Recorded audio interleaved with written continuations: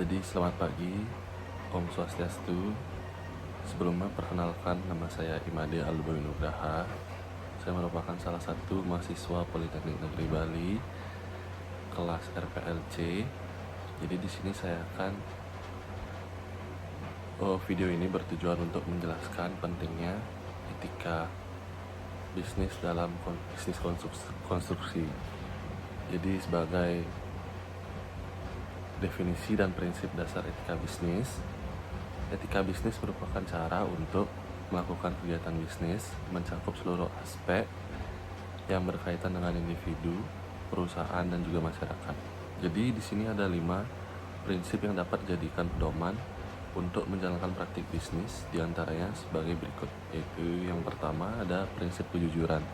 Jadi di prinsip kejujuran ini kita menanamkan sikap apa adanya berdasarkan fakta, situasi, dan kondisi yang sebenarnya.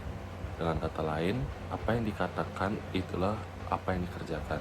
Prinsip ini juga memberikan kepatuhan dalam melaksanakan berbagai kontrak, komitmen, dan perjanjian yang telah dibuat.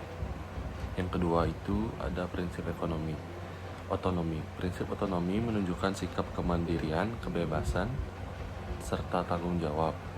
Orang mandiri berarti orang yang dapat mengambil keputusan lalu melaksanakannya berdasarkan kemampuan sendiri dan sesuai dengan apa yang diyakini, bebas dari tekanan, hasutan, ketergantungan kepada pihak lain. Jadi yang ketiga adalah prinsip saling menguntungkan. Prinsip saling menguntungkan menanamkan kesadaran untuk saling memberikan keuntungan satu sama lain. Jadi artinya itu setiap tindakan bisnis harus diusahakan supaya semua pihak rasa diuntungkan. Yang keempat ada prinsip keadilan.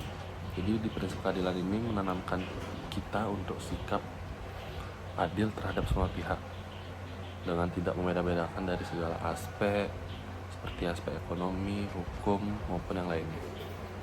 Jadi yang kelima ada prinsip integritas moral. Prinsip integritas moral merupakan prinsip yang tidak merugikan orang lain dalam mengambil keputusan dan tindakan bisnis. Prinsip ini dilandasi dengan kesadaran bahwa setiap orang harus dihormati sebagai manusia. Jadi, kepatuhan terhadap regulasi dan hukum. Kepatuhan terhadap regulasi dan hukum bisnis itu adalah salah satu aspek yang penting yang harus diperhatikan oleh setiap perusahaan. Berikut beberapa poin terkait kepatuhan terhadap regulasi dan hukum di dalam bisnis. Jadi yang pertama itu memahami regulasi yang berlaku. Jadi sebuah perusahaan harus memahami dan mengidentifikasi semua regulasi yang relevan dengan industrinya. Hal ini termasuk hukum nasional, peraturan daerah, standar internasional jika perusahaan beroperasi di pasar global. Yang kedua itu kepatuhan hukum pajak. Jadi memastikan bahwa perusahaan mematuhi semua peraturan perpajakan yang berlaku, termasuk pembayaran pajak tepat waktu dan pelaporan yang akurat. Yang ketiga itu ada kepatuhan terhadap peraturan ketenaga kerjaan. Jadi mematuhi hukum ketenaga kerjaan yang meliputi upah minimum, jam kerja, keselamatan dan kesehatan kerja, serta hak-hak pekerja lainnya. Yang keempat yaitu adalah perlindungan data dan privasi. Mengikuti regulasi terkait perlindungan data pribadi dan privasi seperti GDPR di Uni Eropa atau UU Perlindungan Data Pribadi di Indonesia. Yang kelima ada kepatuhan lingkungan. Memastikan operasi bisnis tidak merusak lingkungan dan mematuhi peraturan terkait pembuangan limbah, emisi, dan penggunaan sumber daya alam.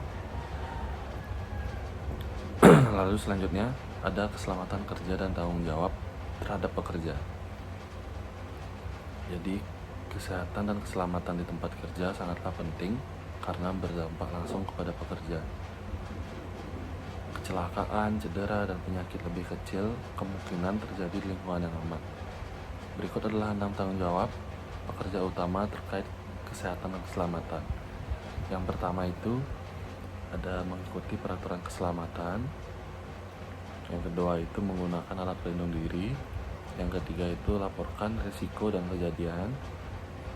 Yang keempat itu ada pelatihan. Yang kelima itu adalah tetap waspada.